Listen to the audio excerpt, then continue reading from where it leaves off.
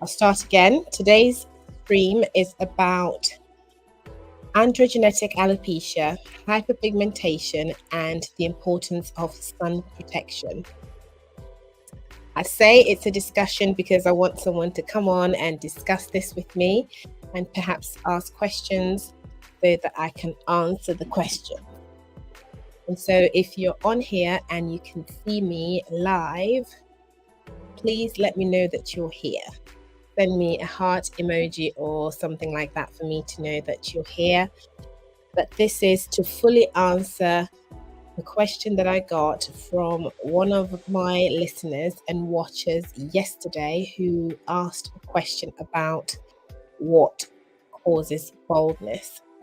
And so I am going to answer that question today, and hopefully we will get some good questions as well coming so that I can follow up with further videos and streams.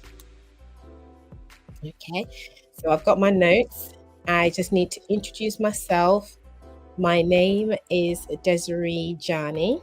I am an advanced hair, scalp and skin practitioner here in Leicester, and I help people to fix their hair, their skin and their scalp issues that they may be experiencing. I also consult with professionals within the industry to help them perfect their practices and things that they do for their clients within their own businesses.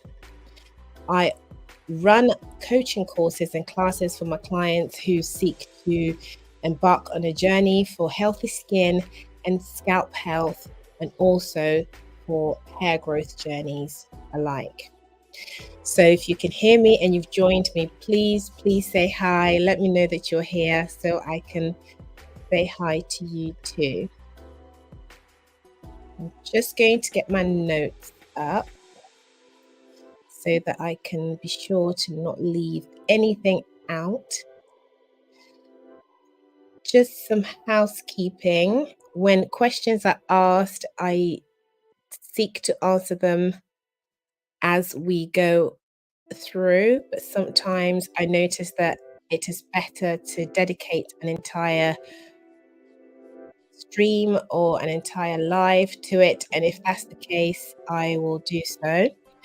If I listen back to my live, which I hardly do, but if I do and I realize that perhaps it is worth expanding on what I had shared, I will do so. So this is more of a reason for you to join me more often. Okay, so androgenetic alopecia, what is it? The word itself, androgenetic, basically means that the andro part of it is the androgens, which is it's a hormone that resides within us, and it is a male hormone more so than anything. And we have the genetic part, which is obviously meaning that it's genetically related, and alopecia just basically means hair loss. So when we speak about androgenetic alopecia, we normally look for signs to do with the actual condition, and how we diagnose that is fairly simple. Androgenetic alopecia normally has a family relation to it. So if you know that there is somebody in your family who may have experienced hair loss of any kind at any stage in their lives, most of the time we realize that when patients are experiencing this condition, it's because there is a family history. So there's a genetic link to that. Okay, so this is a genetic related hair loss. That's why it's called androgenetic alopecia. And it usually appears on the top of the head. So with men is usually the front of the scalp and the tops of the head. And in women, we notice that it's usually sort of like a triangular shape So thinner point of the triangle at the top of the head, and then it gets wider as it gets towards the top of the crown. And that's how it reveals itself. These are the signs that we notice for that. Some of the conditions that will present itself with this type of hair loss is oilier scalp, which is prone to happen because what the body is doing is naturally pushing out more oils and sebum onto the scalp to try and alleviate the production of the dihydrotestosterone.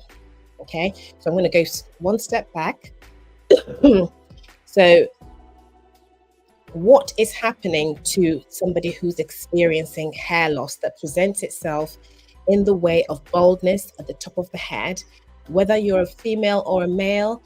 It is because there is the hormone testosterone that has been split. So it has become a dihydrotestosterone.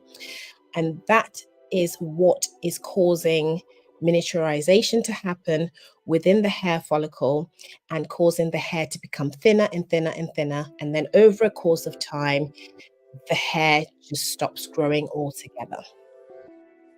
Okay, so clients don't ordinarily experience that there is a full hair fall or a sudden hair fall or long strands of hair coming out of their hair follicles.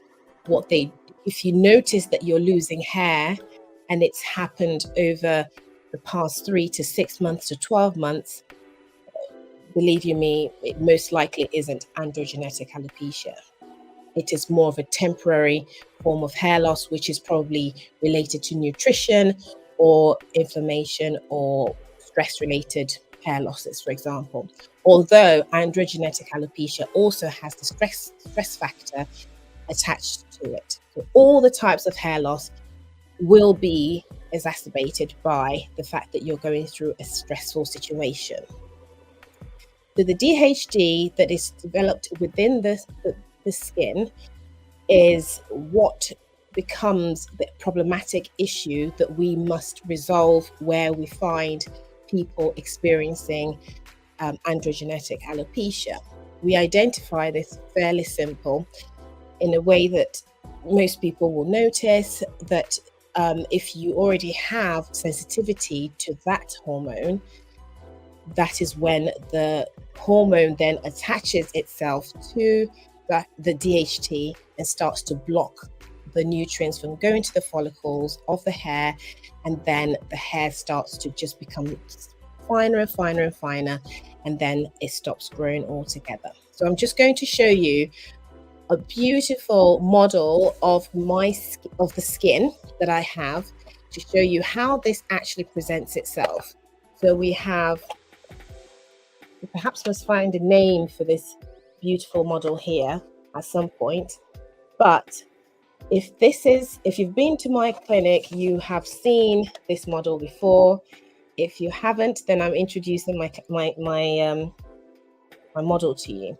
So this is the outermost layer of your skin, which is the epidermis. When I discuss the epidermis, this is what I mean. That's the outermost layer of your skin, and that is this part of your skin, okay? And these are the layers of that epidermis. But we're now discussing this part, and this part here is called the dermis. This is where the hair follicle lives. It lives in the dermis. So further down, this is the dermis, and that's where the hair follicle is, right inside of the thicker layer of your skin, okay? And so DHT goes to that hair follicle and blocks it. It blocks it from growing, it basically creates a blocking sensation so that the hair itself that would ordinarily have grown from here all the way down, from here all the way up, is no longer growing. And then this follicle becomes shrunken. It gets smaller and smaller and smaller until the hair itself that grows out of the follicle is shrunken and it's very, very fine. And then eventually It completely goes away, and then that follicle here becomes completely flat and sealed, right? So the hair follicle is right here. This is where all of the oxygenated blood and the deoxygenated blood runs to the surface of runs to the follicle right there and helps filling all those nutrients to the hair to help you grow high quality hair. Okay, this is hair that is resilient, hair that is withstanding a lot of environmental factors, hair that can withstand chemical treatments, for example, and hair that is able to retain length over a long period of time. So sometimes when I mention that you should massage your scalp to aid circulation and blood circulation, this is what I mean. Going into the head, or to the scalp rather, and massaging that scalp with intention, with purpose, allows those blood vessels to feed into that follicle and help to generate those beautiful blood circulation and bring nutrients to the hair follicle. Okay, so DHT eventually miniaturizes, it makes this smaller. And when it makes that hair follicle smaller, eventually the hair that is growing out of the scalp will become thinner and finer. Okay, so when people come to us, or patients come to us, and they complain of a diffused hair loss, this is hair loss that is all over the hair. It is not localized at one area of the scalp. We find that that is generally not androgenetic alopecia. Androgenetic alopecia is always localized right at the top of the head. For men, it comes all the way to the temples. For women, it sort of widens itself out into a triangle towards the back. Okay, now, is anybody here joining me? Does anybody want to say hi, or let me know if they're following what I'm trying to explain here so that I can continue? If you are here and you are following, please let me know that everything is okay and that you can hear me, no problems.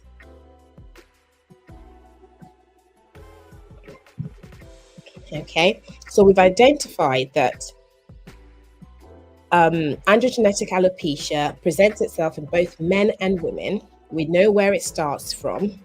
We know that it's not sudden. It takes a long time for this to actually start to present itself. So it's not something that people would experience within 6 months to 12 months, and then suddenly they think that they're going through androgenetic alopecia.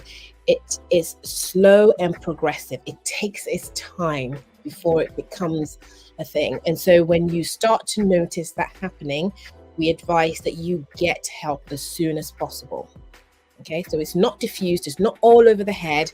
It truly is at the top of the head. Okay, that is very important to note. So how do we treat this? Okay, so we have several attempts or several approaches to treating androgenetic alopecia. We start by the most important thing, and I always say this, that gut health is very, very important. So we do the multi-strains of gut health, which is the pro, the post, and the prebiotics. That is very important because what that does is it helps to settle any inflammation and relieve any inflammation that may be also present within your system. And then we leave the option to the patient to decide whether they want to approach this in a natural route or in a pharmaceutical route. The natural route is very, very good, and most people do genuinely they recover from this issue with the natural route. And we use products that are filled with natural sources of dihydrotestosterone, which is the DHT blocking agents in there. Okay, and what we advise is very simple, which is that with natural things, it can take time, but the beauty of it all is that it has less side effects. And so you're using a natural product, you need to know that it's not going to work as quickly as you expect it to. It will take its time, but the benefit that you experience from this is that you have less side effects. Okay, so prolonged use for natural remedies, but then when we go to the pharmaceuticals remedies, we notice that it acts a lot faster, but it comes with side effects. So for you to start to see cosmetic significance from the products that you're using, you need to allow time when it is of the natural element of treatment, so the natural path of treatment. Okay, so pharmaceutically, we treat this condition also with dihydrotestosterone blocking agents. We can start with spironolactone, which is a tablet form or a medication that also blocks the DHT from attaching itself to the hair follicle. It's a diuretic, so sometimes we find that people experience some side effects that are unwanted, which is, water loss, salt loss, and also can cause dehydration. And so these are the side effects that we try to advise patients on. And so if they do not want to experience those, then we choose to go to the natural route. Okay. Then we have finasteride. Finasteride is another treatment that we use, and that can be used for both, men and women. We find that is more effective in men than it is in women, and so spironolactone is what we choose to use for women instead. So finasteride is great for men. However, we find that men start to experience some side effects, which they find rather disturbing, which is low libido, lack of erection, and they do not like that. And so we always try to warn that this could happen, and so that the natural route could be an option that they might pursue. Okay. Women cannot take this prescription usually when they're going through their childbearing ages, because of the fact that it has some effects on when, say you're pregnant and you take this product, it may have an effect on the male child that you are bearing. So we are very careful of these prescriptions. They're not easy. And in terms of side effects, they're not easy on the body. And so we're very careful with those things. Okay. So these DHT blockers, they do block up to 60% of the DHT. And then we might complement that with a natural element. So even if you decide to go towards the pharmaceutical route, we don't necessarily have to not do the natural route. You can complement the pharmaceutical remedies with the natural remedies as well.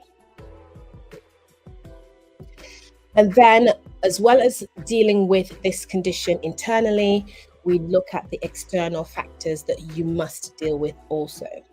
So applying products on the head, on the scalp, topically, is very beneficial for people that are experiencing such conditions. Some ways that people can do that is by using minoxidil over the counter, or going to have that prescribed for them at higher doses. Minoxidil also has a natural alternative, which we use within my clinic, which is our Mediceuticals range, and that comes in a product called Numinox. and it is brilliant for treating this condition. But it has its natural element in it, which is the ingredient called sal palmetto, which really helps to block that DHT naturally.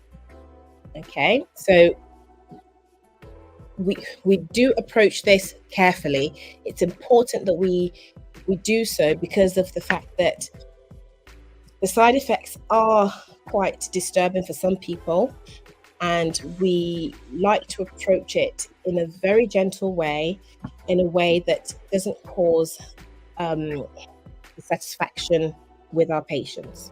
Okay, as I must caveat this and say that, again, this is not medical advice. This is not online consultations that I'm giving here. I am not a doctor.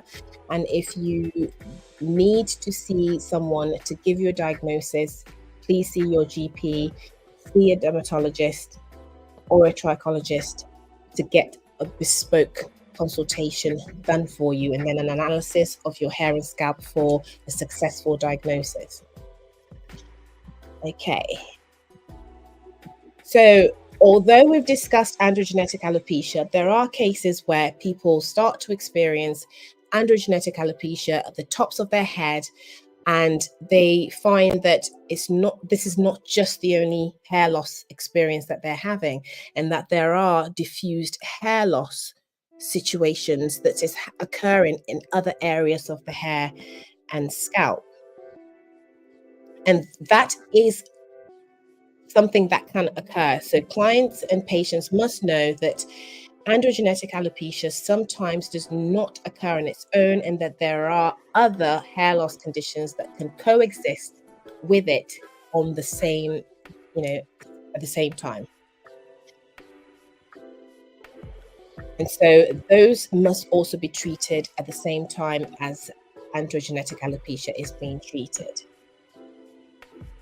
So to answer the question, I hope that this has been a bit more, I'm trying to not make this too technical so that it's easier to digest, but I felt that it was important to have a discussion about that so that people are aware of the symptoms and associated symptoms of this type of hair loss, and that when they're going through it, they know what to do. Okay, so points to remember are fairly simple. Androgenetic alopecia is a type of genetic related hair loss, so it has got a family link to it. If you have got someone in your family who has experienced this type of hair loss before, usually at the top of the head for men, or for women, it's triangular, getting wider as it goes to the back. And it's progressive over a long period of time, and it's not sudden. And you start to notice that the hair is becoming finer and thinner over time. This is what you do. You must go to get it diagnosed, and be mindful of the fact that there is a possibility that there will be other hair loss conditions also present at the same time. So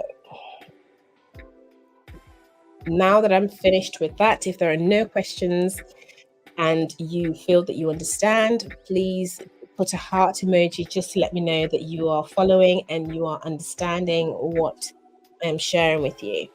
And so I want to continue with the next discussion, which is hyperpigmentation.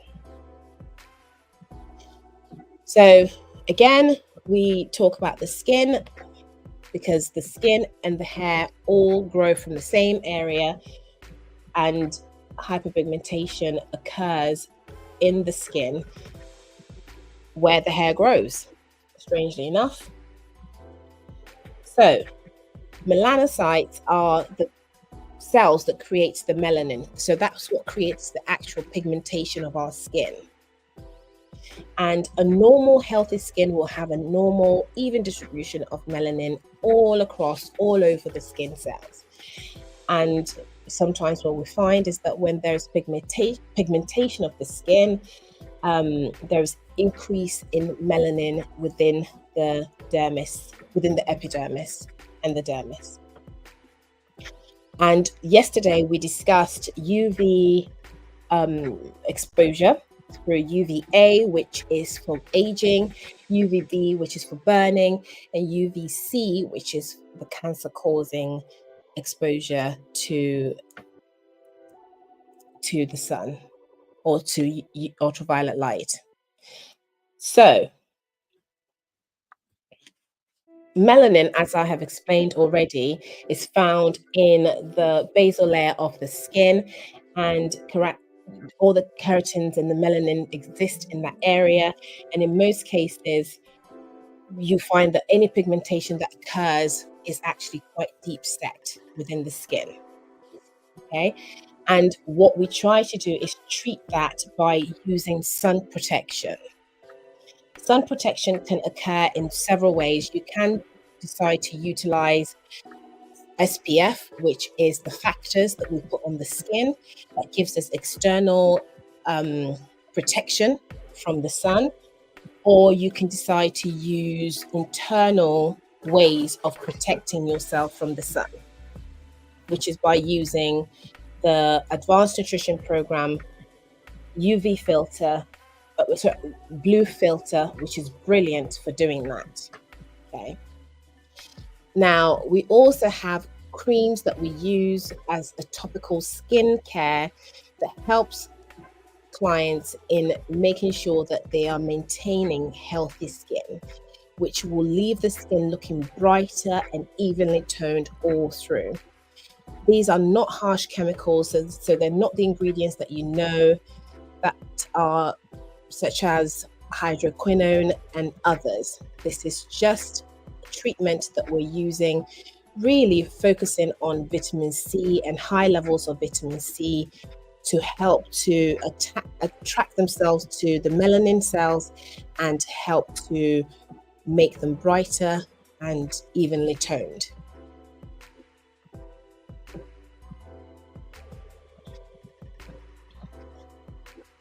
And with the ingredients that we're talking about, if you do not have access to the products that we're discussing here, vitamin A is great at making sure that your cells are being regenerated brilliantly, but vitamin C is also great in helping to boost that brightening effect and providing that even skin tone that we have spoken about.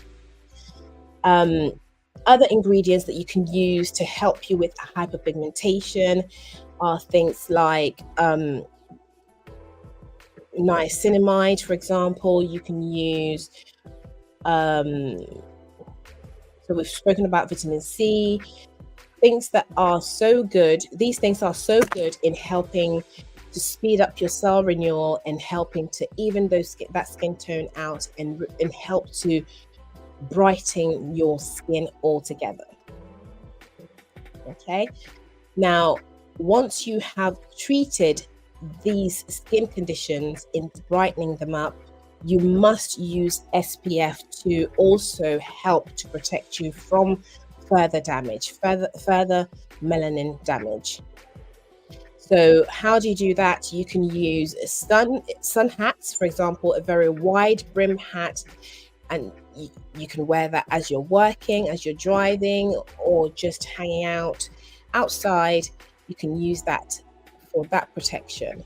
When you're in the home, just the lights in your home also radiate ultraviolet light. So that is the UVA. For example, I'm using a ring light today, and it's emitting light, obviously, towards me, and that is also giving me some UV exposure. So I must protect myself from that. So when you're looking for SPF, you must look for a broad spectrum SPF to help you to counteract the signs of hyperpigmentation. So broad spectrum would always say UVA, UVB, UVC, or it would say UV+++, for example. And these are the brands that you should be looking for, regardless of whether it is chemical based or mineral based. Regardless of whether it's mineral based or chemical based, it should still have the UV protection that you're looking for. So UVA, UVB, and UVC. And also, we need to look at ways of not overstimulating the melanin cells. The only way to do that is to avoid going into the sun, I'm afraid. We must find a way to avoid going into the sun, not necessarily because you don't want you don't want your melanocyte cells to be overactive and be overproduced, but what you're trying to do is to be mindful of the times that you expose yourself to the sun by going in at those optimum times in the mornings and avoiding it when the sun is just too hot and too bright during those times of the days when you can't give yourself that adequate protection. Another way to avoid sun exposure or the effects of sun exposure is to ensure that you are reapplying your SPF. So using sun protection factors that you can reapply and put on the skin, either through spraying it on the skin or using it in cream form. Okay, now, is there anybody else here who has any questions apart from, I think I saw one question somewhere. Okay. Right. So what do we do after we've used SPF? We must ensure that we wash and cleanse SPF off our skin at the end of the day. So SPF is just to be used when the sun is out and the day is bright. Even when it isn't sunny, but it's a bright day, or you're just using the lights or what have you, you must use SPF. If in doubt, just use it anyway. So long as it's daytime, use SPF. When I do get an updated view on this subject, I will share it with you. But for now, this is what we advise our patients and our clients when they come in, is to look at this from the internal aspect and from the external aspect as well. And so cleansing sun protection off the skin at the end of the day is truly important, because if you don't, it clogs the pores and it leaves you with open comedones such as blackheads and things like that. Or some people end up with breakouts and acne starts to form on the skin because they're not cleansing their skin at night. So more of a reason for you to cleanse your skin is when you're using SPF.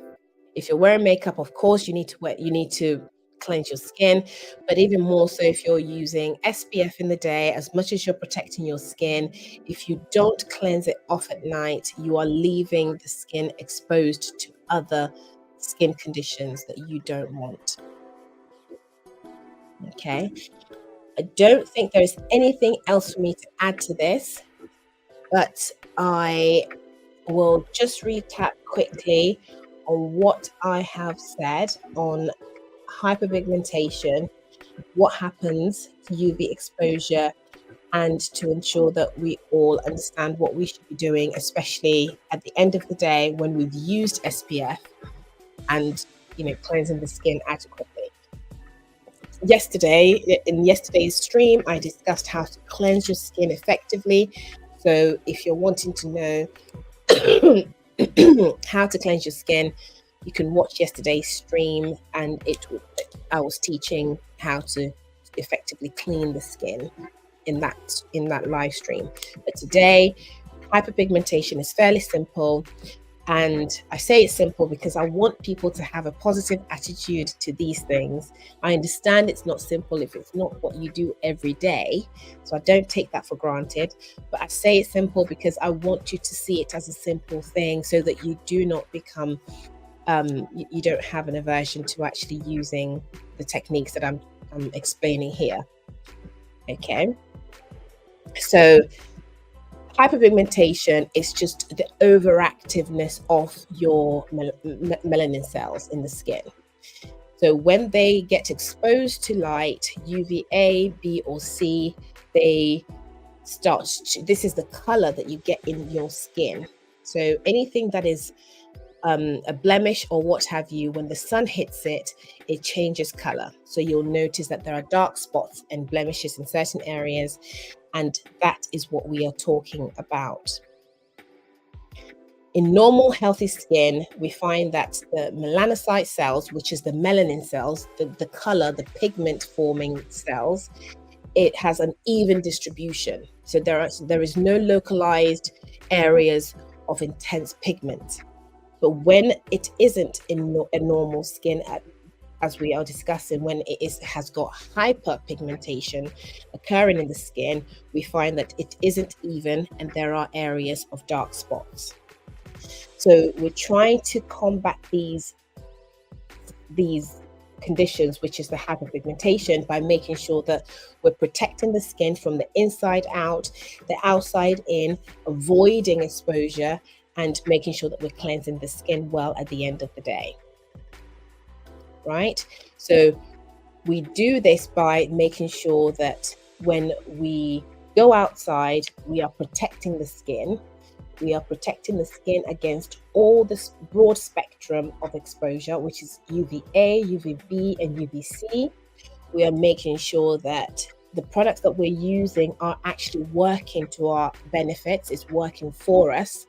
We're making sure that we're applying it frequently enough for it to actually work. If you look at the back of the product, the manufacturer again has speculated how long they want you to use the products for before reapplying. Please follow that. It's truly helpful when you do. And then once you've done that, there are other options for you to make sure that you are having a sustained level of sun protection throughout the day by wearing hats, for example, to protect your face and neck from continuous sun exposure. And then when you get home at night, you make sure that you are thoroughly, effectively cleansing that skin to make sure that you're removing that layer of the protection that you had on from the sun protection in the day. Because by not doing so, you leave your skin and your pores exposed to blockages, because sun protection is made of products that are occlusive, and by nature they need to be occlusive so that they can protect the skin.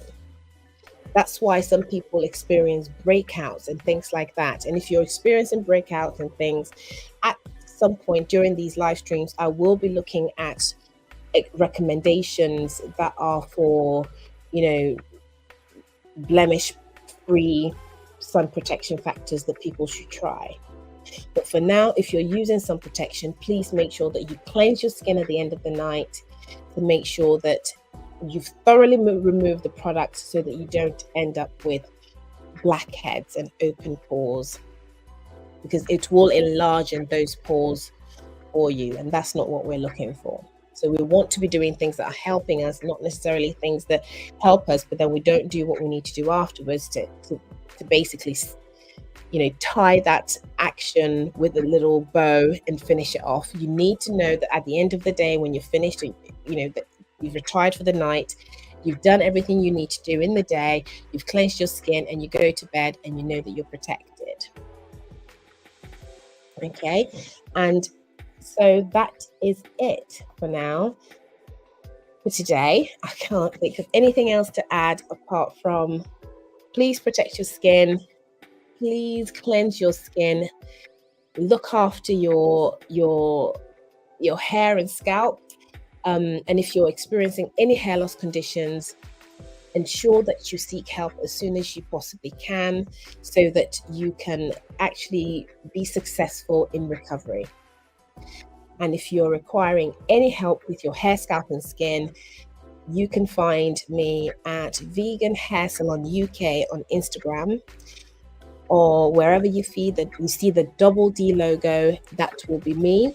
And I will also put some information below to help you find me if you need any help. But of course, your GPs are there, your doctors are there, your dermatologists are there who are also there to help you. And on that note, I'm going to say good night and goodbye.